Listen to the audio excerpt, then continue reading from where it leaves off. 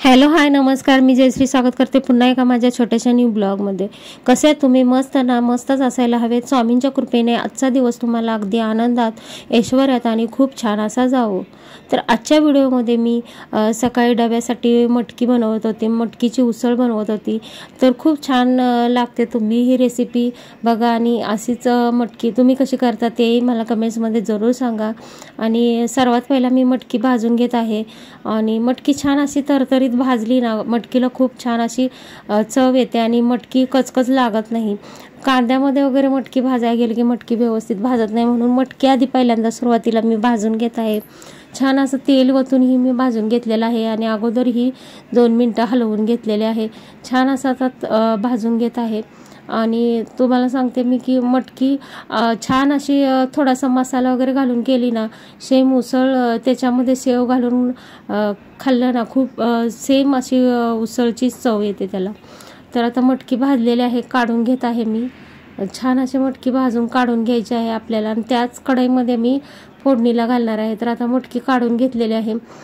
प्रमाणात माझ्या मी तेल ओतलेलं आहे. छान अशी डब्याला रोज रोज काय बनवायचं म्हणून वेगवेगळ्या असं वारानुसार मी वेगवेगळ्या भाज्या बनवत असते. तर तुम्हाला मी शेअर करत जाईन. व्हिडिओ आवडले तर नक्की कमेंट्स करा आणि सबस्क्राईब करून सबस्क्राईबच्या बाजूला बेल आयकन नक्की ट्राय करा आणि असेच व्हिडिओ पाहत राहा माझे आणि चॅनलला जरूर सपोर्ट करा. तर आता तेल वतलेलं आहे, प्रमाणामध्ये कांदा घातलेला आहे. छान असा भाजून लालसर कांदा वगैरे घ्यायचा आहे. आणि मटकीला असं पण साध्या पद्धतीने जरी केलं तर खूप छान चव येते. तर थोडासा माझ्याजवळ जे मसाला आहेत ते उपलब्ध मी घालत आहे.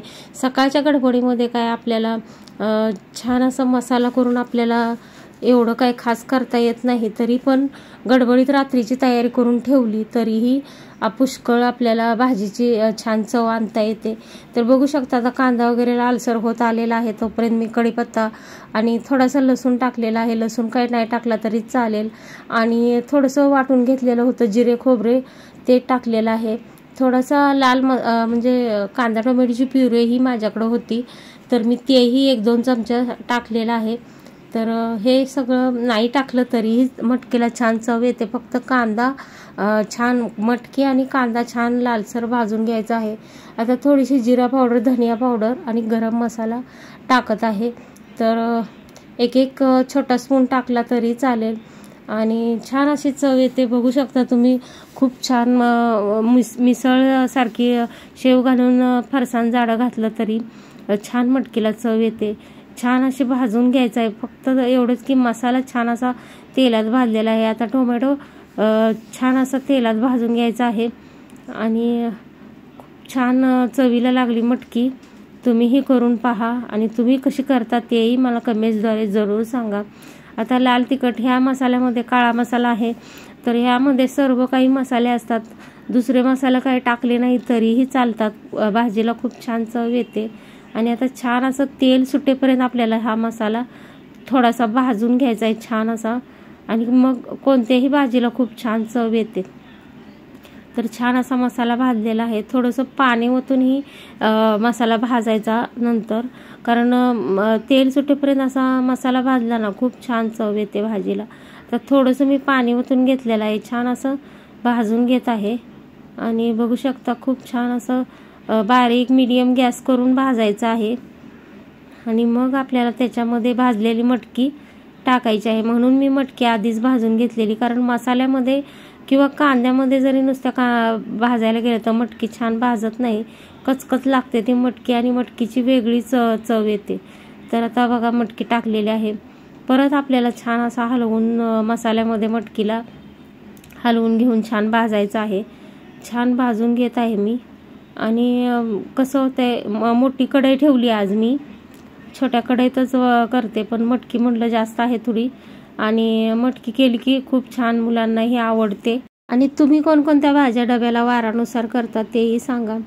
तर आज होता गुरुवार आणि म्हटलं चला तर गुरुवारचं काय बनवायचं काय नाही, मटकी किंवा गवार असते, म्हणजे गवार किंवा भेंडी, अशा वेगवेगळ्या वारानुसार वेगवेगळी भाजी बनवली की घरातल्यांनाही कंटाळा येत नाही जेवणासाठी. तर बघू शकता आता पाणी तुमच्या प्रमाणात ओतायचं आहे. तर पाणी मी अंगापुरतीच भाजी करणार आहे, तर पाणी प्रमाणातच ओतायचं आहे आपल्याला। छान अशा आता मटकी आपल्याला 5 उकळी येऊन झाकण लावून शिजून द्यायचे आहे। यामध्ये तुम्ही अजून खोबरं वाढवू शकता किंवा शेंगदाण्याचं कूटही टाकू शकता आणि परत झाकण लावून आपल्याला उकळी आली की ठेवायचं आहे। 5 ते 10 मिनिटात मटकी तयार होते सकाळच्या डब्यासाठी। आणि स्वादानुसार आता आपल्याला पाणी ओतून नमक घालायचं आहे। तर नमक कोणत्याही भाजीमध्ये प्रमाणात असेल तर भाजी खूप छान चवीला लागते, कमी असेल तर भाजीला चव येत नाही। तर बघू शकता आता कोथिंबीर आपल्याला घालायची आहे आणि छान असं बघू शकता हलवून घ्यायचं आहे। तर खूप छान आता चवीला लागणार आहे ही मटकी। तुम्ही जरूर ट्राय करा आणि तुम्ही कशा करता तेही सांगा। तर आता झालेली आहे आपली मटकी। सकाळच्या गडबडीमध्ये पटकन होणारी भाजी ही तुम्ही जरूर ट्राय करा आणि कशी झाली कमेंट्समध्ये मला जरूर सांगा। तर बघू शकता छान असं पाणी ओतून घेऊन प्रमाणातच मी अंगापुरतीच करणार आहे, बघू शकता। तर पाणी एवढं ओतलेलं आहे, आता झाकून घेते मी।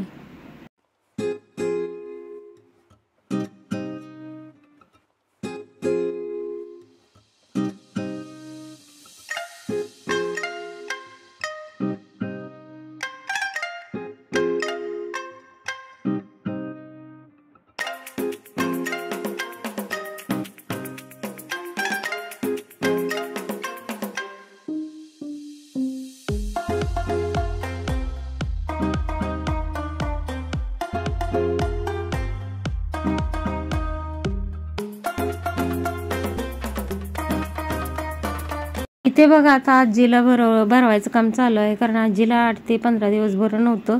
तर आजी आता दुखण्यातून बाहेर पडलेली आहे आणि स्वामींच्या कृपा खूप झालेल्या आहेत आमच्यावर। आजी खूप बरी झालेली आहे आता। आजी 8 दिवस जेवलीच नव्हती, फक्त लिक्विडवर होती, सलाईन वगैरे होती। तर आता आजी बरी झाली आहे, खाते आहे डाळ भात वगैरे। तर आता डाळ भात भरवत आहेत, गोळ्या पण भरवायच्या आहेत, थोडीशी खीर ही केलेली आजीला। आणि इथे बघा 2 दिवसाचा जॉईंट मी ब्लॉग बनवलेला आहे।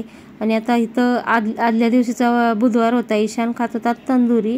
तर बघू शकता तोंडाला पाणी सुटतंय ना बघून।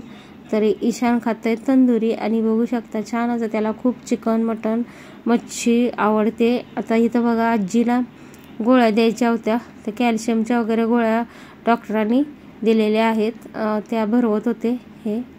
आणि आजी गोळ्या खायला नको नको म्हणते बघा, तरीही त्यांनी काय काय बोलत आपलं स्टोरी वगैरे सांगत। लहानपण आणि म्हातारपण एकसारखं असते। आणि बघू शकता गोळ्या खाल्लेल्या आहेत आजीनी, पाणी पाजलेलं आहे।